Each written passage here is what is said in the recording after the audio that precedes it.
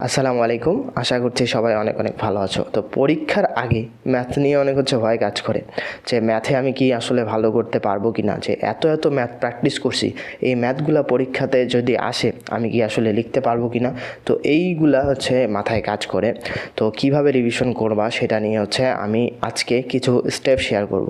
এইভাবে যদি আশা করা যায়, যদি তোমরা রিভিশন করো তাহলে একটা ভালো একটা প্রিপারেশন তোমাদের হয়ে যাবে। তাহলে পুরো ম্যাথের যেগুলো ম্যাথ করছো তাহলে পুরো ওভারভিউ একটা মাথায় চলে আসবে এইভাবে রিভিশন করলে। তো কয়েকটা স্টেপে আমি তোমাদেরকে এগুলো শেয়ার করব। তো ফার্স্ট স্টেপটা শুধু ইম্পর্টেন্ট টপিক রিভিশন করতে হবে। তো ইম্পর্টেন্ট টপিক বলতে তুমি এতদিন পড়াশোনা করছো, নিশ্চয়ই তোমার স্যার দাগাই দিছে, তুমি বোর্ড কোয়েশ্চেন অ্যানালাইসিস করছো, তারপর অনেক কোয়েশ্চেন পরীক্ষাতে যেগুলো কোয়েশ্চেন আসে সেগুলো অ্যানালাইসিস করছো। এইগুলা তোমাকে আইডেন্টিফাই করতে হবে। এতদিন পড়াশোনা করে তোর নিশ্চয়ই দাগাইছো, বইয়ে দাগাইছো কোনটা কোনটা ম্যাথ বেশি আছে, স্যারও বলে দিছে যে এটা ম্যাথ বেশি আসে। তো এই ধরনের যে রিভিশন ম্যাটেরিয়ালগুলো তুমি তৈরি করছো আগে, সেইগুলো বেশি বেশি ইম্পর্টেন্ট দিতে হবে। একটা কথা মাথায় রাখতে হবে, পরীক্ষার আগে কোনো নতুন টপিক পড়া যাবে না। পরীক্ষার আগে আমরা যত আগের টপিকগুলো দেখতে পারবো ততই আমাদের একটা অস্ত্র হিসেবে কাজ করবে। তো ফার্স্ট কাজ আমাদের ইম্পর্টেন্ট টপিকগুলো, ইম্পর্টেন্ট চ্যাপ্টারগুলোতে ফোকাস দিবা। যে চ্যাপ্টারগুলো খুব ছোট এবং সেই চ্যাপ্টারগুলো থেকে মানে কয়েকটা টপিক থেকে ভালো কোয়েশ্চেন আসে, মানে বেশি বেশি কোয়েশ্চেন আসে, তো সেগুলোতে আমাদেরকে ফোকাস করতে হবে। আর আজাইরা অনেক কিছু থাকে বইয়ে, তো সবগুলোতে যদি আমি দেখতে যাই যে এই টপিকটা তো পড়া হইলো না, এই টপিকটা আমি আপাতত দেখতে যাচ্ছি, তো এই ধরনের কাজ যদি করো তাহলে তোমাদের তুমি করবা, তাহলে ভালো করতে পারবে না। তো তোমার প্রথম কাজ ইম্পর্টেন্ট টপিকগুলোতে ফোকাস করতে হবে। স্টেপ 2, নিয়ম করে দুইভাবে পড়তে হবে, এক কনসেপ্ট আর একটা প্রবলেম সলভিং। তো কনসেপ্ট আগে ক্লিয়ার থাকতে হবে, তারপরে প্রবলেম সলভিংয়ে যাইতে হবে। কনসেপ্ট মানে তোমাকে থিওরিটা আগে জানতে হবে, বেসিক সূত্রগুলো জানতে হবে। ম্যাথে কিন্তু অনেক সূত্র আছে, এই সূত্রগুলো সবগুলো তোমাকে রিভিশন করতে হবে। তোমার হয়তো কোনো নোট আছে, এই নোটটা করছো, অথবা নোট না থাকলে অনেক পিডিএফ শিট আছে।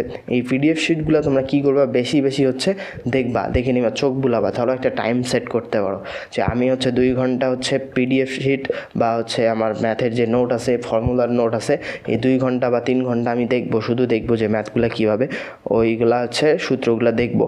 কিছু লিখতেও পারি যে এই সূত্রটা এরকম। তো এই সূত্রগুলো যখন আমি রিক্যাপ করব, তখন আমার মাথায় অটোমেটিক্যালি একটা ধারণা চলে আসবে যে ম্যাথ কীভাবে করতে হবে। তো এই সূত্রগুলো যখন দেখা হবে তখন আমি কী করব, প্রবলেম সলভিংয়ে যাব। প্রবলেম সলভিংয়ে কিছু টাইম নির্দিষ্ট করতে পারো, 2-3 ঘন্টা।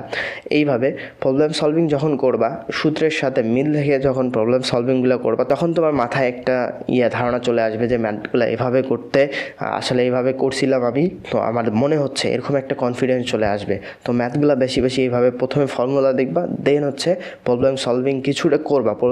আমি বলছি না যে প্রবলেম সলভিং প্রত্যেকটা ধরে ধরে করবা, জাস্ট কয়েকটা, ধরো একটা টাইপে 10-12টা ম্যাথ থাকে, তুমি একটা ম্যাথ করো, এইভাবে প্রবলেম সলভিং করবা। স্টেপ 3 আগের যে প্রশ্নগুলো সলভ করা হয়েছে, তুমি আগে অনেক প্রশ্ন সলভ করছো, নোট করছো। নোট যদি না করে থাকো, অনেক গাইড আছে, টেস্ট পেপার আছে, অথবা যে রিভিশন ম্যাটেরিয়াল যেটাই বলো না কেন, যেটা আছে ম্যাথের সলিউশন, বইয়ের যে সলিউশন আছে, সেই সলিউশনগুলোর ম্যাথগুলা যেগুলো তুমি বেশি আসে সেগুলো দাগায় দাগায় রাখছো নিশ্চয়ই। তো এই ম্যাথগুলো বেশি বেশি দেখবা যে ম্যাথটা কীভাবে হলো।